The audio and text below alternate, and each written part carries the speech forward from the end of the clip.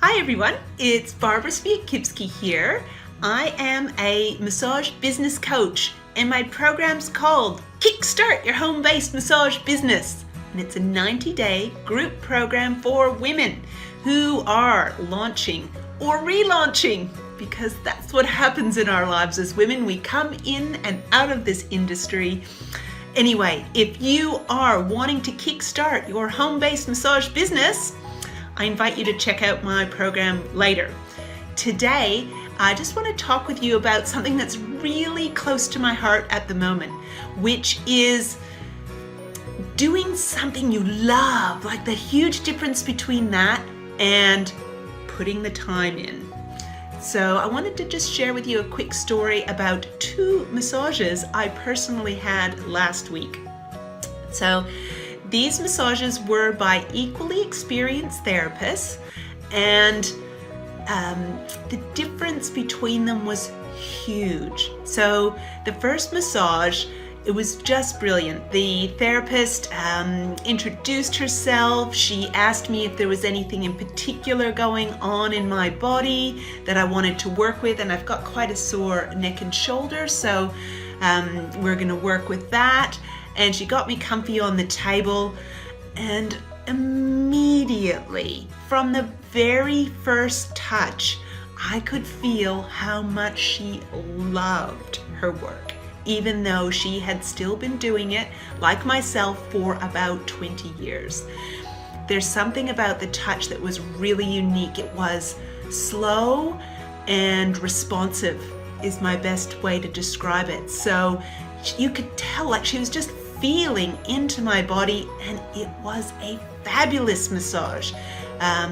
Maybe a little stronger than I would usually go for, but I was up for it because I totally trusted this therapist because of her touch, even though I had just met her.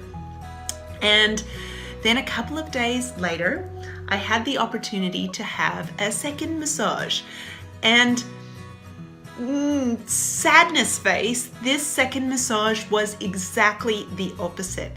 So the therapist did not ask me any particular questions about my body, which always raises a few red flags.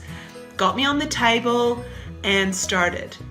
And even though they checked in with me about the pressure, it was just, there was something not good about this massage. I'm going to try and put it in words for you. It was unresponsive, is how it felt. So instead of like easing in and strokes that were flowing and complete from origin to insertion, the strokes were too short. They didn't fully cover the area. It had kind of a formulaic slap dash kind of feel to it, like I was one in a line of many. And you know, it wasn't good.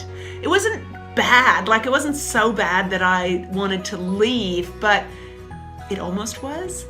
And the difference between these 2 therapists is really not in experience, it's in where they're at with loving their business. So the first therapist, self-employed therapist. For her, the business is abundant. She feels really, really valued. You can tell she feels valued. She sets her price that she feels is fair, and she is excited to receive the money for that price. The second massage, the therapist was employed. So she was an employee rather than a self-employed therapist. And I think that's what made the difference, because I actually just inquired quietly afterwards about pay rates, and shocking in a bad, shocking way. So the amount of money that was actually going to go to this therapist for her work was significantly less than for the self-employed therapist. And so it showed through. She was putting in the time, she was doing the job. From a client point of view, not wonderful. And from her point of view, I bet not wonderful as well.